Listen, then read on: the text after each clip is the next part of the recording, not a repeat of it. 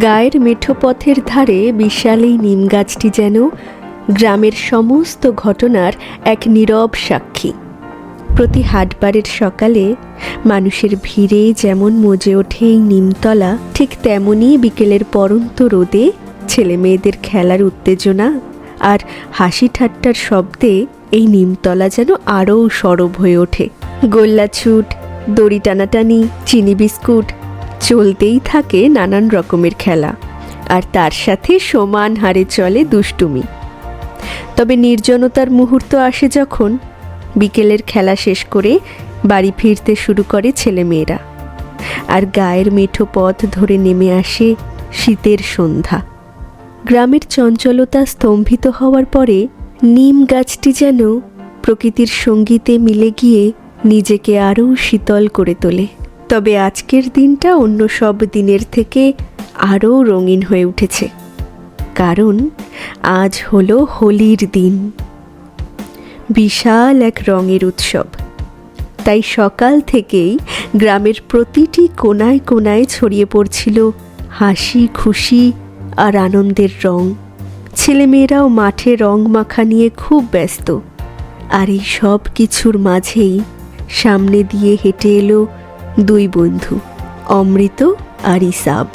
দুজনের গায়ে আছে সদ্য তৈরি নতুন জামা, একেবারে একই রকম রং, কাপড়, মাপ, সব দিক থেকেই একদম সেম টু সেম। এই অমৃত আর ইসাবের বন্ধুত্ব কিন্তু আজকের নয়, সেই ছোট্টবেলা থেকে। কারণ তারা যে একই ক্লাসে পড়ে এবং একই স্কুলে যায়, আর তাদের সম্পর্ক এতটাই গভীর যে গ্রামের সবাই তাদের প্রশংসা করে বলাবলি করে, একজন যেন অন্যজনের ছায়া। অমৃতর বাড়ি হলো গ্রামের একদম মাঝখানে। সেখানে তার বাবা, মা এবং দুই বড় ভাই মিলে একটা ছোট্ট সংসার। অন্যদিকে ইসাবের পরিবারটা একটু ভিন্ন। তার মা তাকে ছোটবেলাতেই ছেড়ে গেছেন।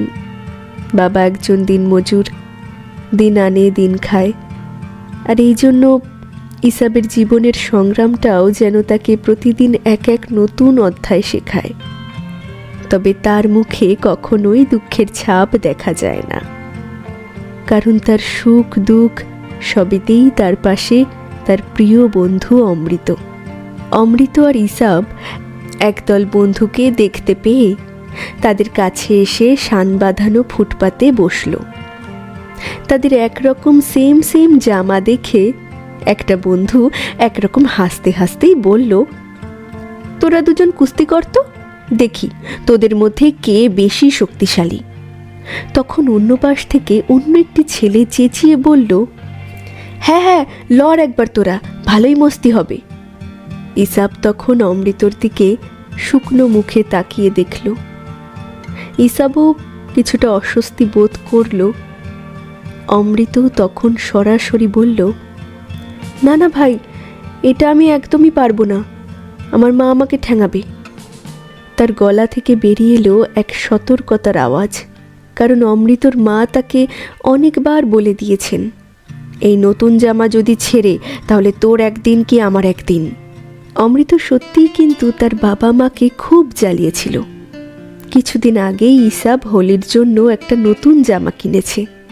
এটা শোনা মাত্রই অমৃত ফতোয়া জারি করে দিল, ঠিক ইসাবের মতো জামাটি না পেলে সে স্কুলে টুলে আর যেতে পারবে না। তার মা তাকে অনেক বুঝিয়েছিল, ইসাবকে খেতে কাজ করতে হয়, তাই জন্য ওর জামা ছিঁড়ে গেছে, আর তোরটা তো প্রায় নতুনই রয়েছে। কিন্তু অমৃত একটুও ছাড়তে রাজি হয়নি।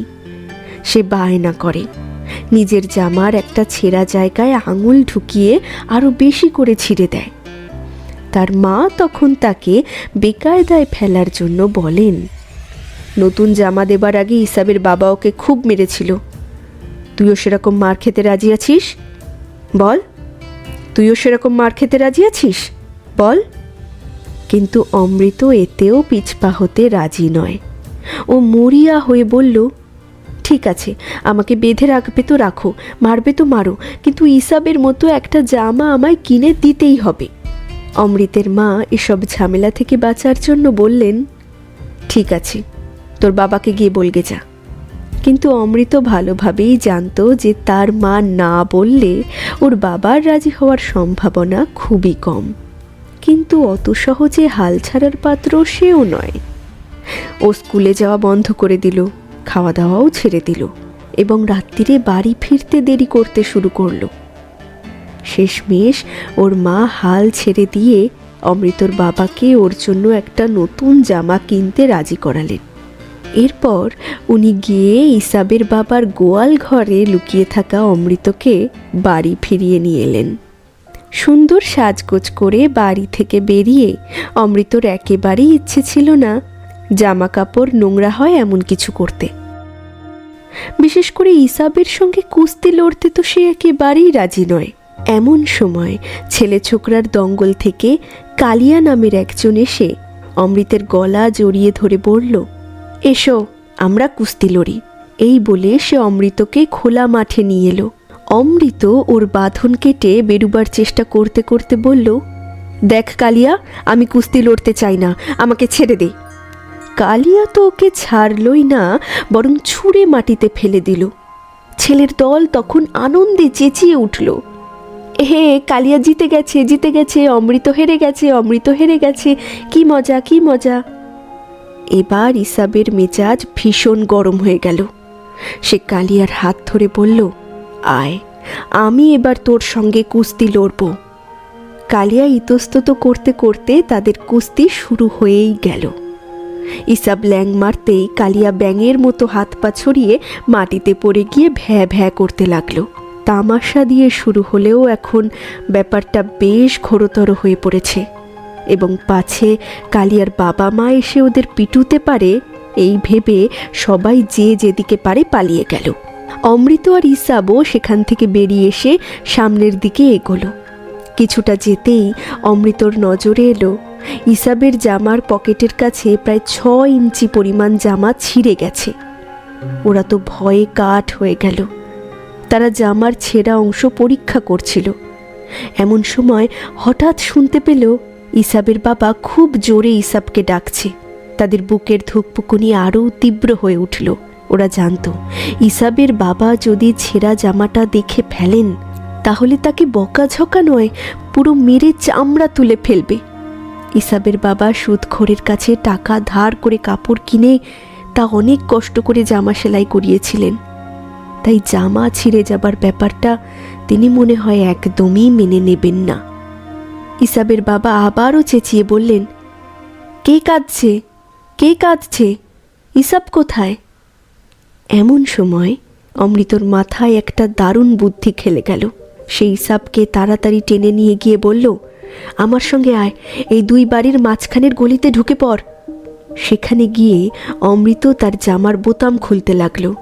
সাথে সে তাকেও হুকুম দিল, তোর জামাটা খুলে আমারটা পর। ইসাব খানিকটা অবাক হয়ে বলল, তোর কি হবে, তুই কি পরবি? অমৃত বলল, শিগগির কর, নয়তো কেউ দেখে ফেলবে, আর আমি তোরটা পরব।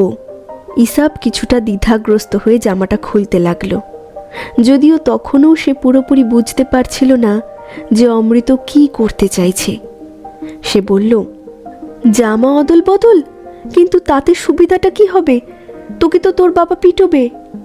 অমৃত স্থিরভাবে উত্তর দিল, নিশ্চয়ই ঠ্যাঙাবে, কিন্তু আমাকে বাঁচানোর জন্য তো আমার মা আছে। ইসাবের মনে পড়ল যখনই অমৃতর বাবা মারতে গেছেন অমৃত তার মায়ের পিছনে লুকিয়ে গেছে। মা হয়তো তাকে 2-4টা থাপ্পড় দিয়েছেন, কিন্তু বাবার ভারী হাতের মারের কাছে তা কিছুই নয়। তাই কিছুটা ভরসা পেয়েছিল ইসাব। তবে ইসাব তখনও একটু ইতস্তত বোধ করছিল। হঠাৎ করে তাদের কাছে কাউকে কাশতে শুনে তারা ঝটপট জামাটা অদল বদল করে ফেলল। দ্রুত গলি দিয়ে বের হয়ে গিয়ে নিঃশব্দে নিজ নিজ বাড়ির দিকে হাঁটতে লাগলো।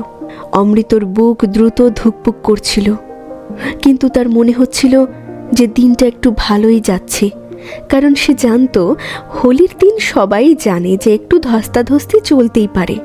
এবার যখন মা জামাটা দেখে ভুরু কুঁচকোলেন তখন অমৃত একটু ভয় পেয়ে গেল।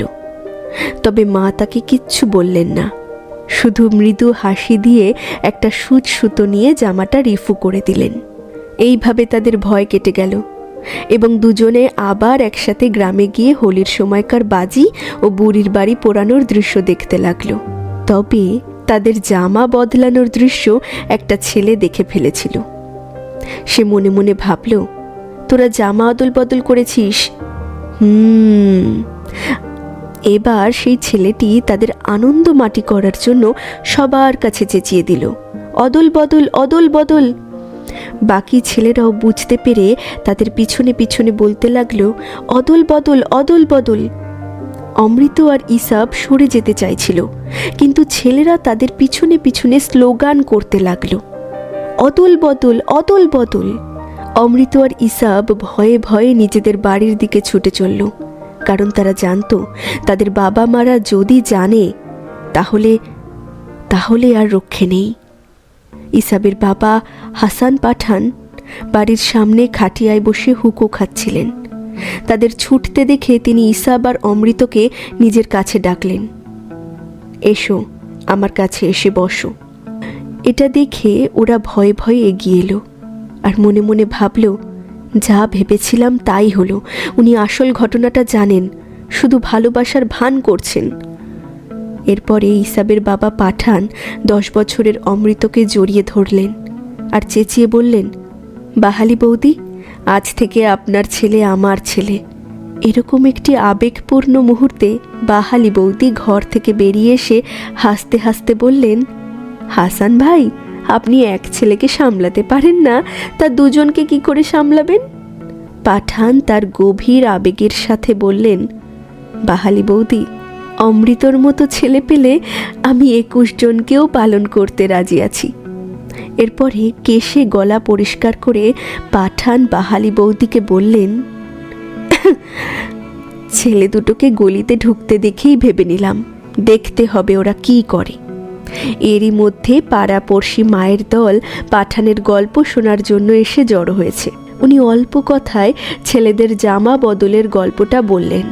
আরও বললেন, ইসাব অমৃতকে জিজ্ঞাসা করেছিল, তোর বাবা যদি তোকে মারে তখন কি হবে? তখন অমৃত কি জবাব দিয়েছিল জানেন? বলেছিল, আমাকে বাঁচানোর জন্য তো আমার মা রয়েছে। সজল চোখে পাঠান বলেন, কি খাঁটি কথা। অমৃতর এই জবাব আমাকে বদলে দিয়েছে। ও আমাকে শিখিয়েছে খাঁটি জিনিস কাকে বলে। অমৃত আর ইসাব পরস্পরের প্রতি ভালোবাসার গল্প শুনে তাদেরও বুক ভরে গেল। ইতিমধ্যে ছেলের দল বাজি আর বুড়ির ঘর পোড়ানো দেখে ফিরছিল। তারা এবার অমৃত আর ইসাবকে ঘিরে বলতে লাগলো, অমৃত ইসাব অদল বদল, ভাই অদল বদল। এবার অবশ্য ইসাব আর অমৃত অপ্রস্তুত বোধ করল না, বরঞ্চ অদল বদল বলাতে তাদের ভালোই লাগলো। অদল বদলের গল্প গ্রামের বাড়ি বাড়ি ঘুরে গ্রাম প্রধানের কানে গেল। উনি ঘোষণা করলেন, আজ থেকে আমরা অমৃতকে অদল আর ইসাবকে বদল বলে ডাকব। ছেলেরা খুব খুশি হলো। ক্রমশ গ্রামাঞ্চল পেরিয়ে অমৃত ইসাব অদল বদল, অদল বদল, এই আওয়াজে আকাশ বাতাস মুখরিত হয়ে উঠল।